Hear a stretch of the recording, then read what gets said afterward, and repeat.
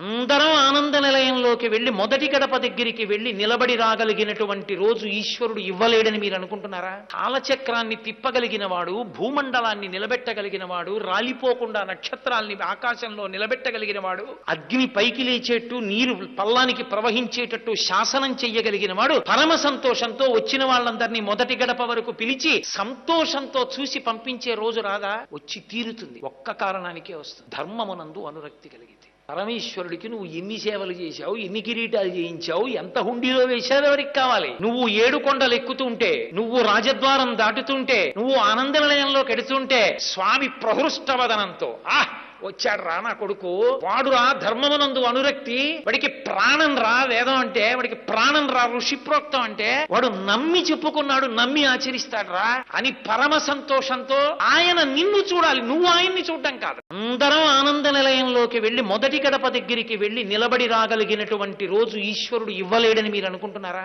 కాలచక్రాన్ని తిప్పగలిగిన వాడు, భూమండలాన్ని నిలబెట్టగలిగిన వాడు, రాలిపోకుండా నక్షత్రాల్ని ఆకాశంలో నిలబెట్టగలిగిన వాడు, అగ్ని పైకి లేచేట్టు నీరు పల్లానికి ప్రవహించేటట్టు శాసనం చెయ్యగలిగిన వాడు పరమ సంతోషంతో వచ్చిన వాళ్ళందరినీ మొదటి గడప వరకు పిలిచి సంతోషంతో చూసి పంపించే రోజు రాదా? వచ్చి తీరుతుంది. ఒక్క కారణానికే వస్తుంది, ధర్మమునందు అనురక్తి కలిగితే. పరమేశ్వరుడికి నువ్వు ఎన్ని సేవలు చేశావు, ఎన్ని కిరీటాలు చేయించావు, ఎంత హుండీలో వేశావు ఎవరికి కావాలి? నువ్వు 7 కొండలు ఎక్కుతుంటే, నువ్వు రాజద్వారం దాటుతుంటే, నువ్వు ఆనంద నిలయంలోకి ఎడుతుంటే స్వామి ప్రహృష్టవదనంతో వచ్చాడు రా నా కొడుకు, వాడురా ధర్మమునందు అనురక్తి, వాడికి ప్రాణం రా వేదం అంటే, వాడికి ప్రాణం రా ఋషిప్రోక్తం అంటే, వాడు నమ్మి చెప్పుకున్నాడు, నమ్మి ఆచరిస్తాడు రా అని పరమ సంతోషంతో ఆయన నిన్ను చూడాలి, నువ్వు ఆయన్ని చూడటం కాదు.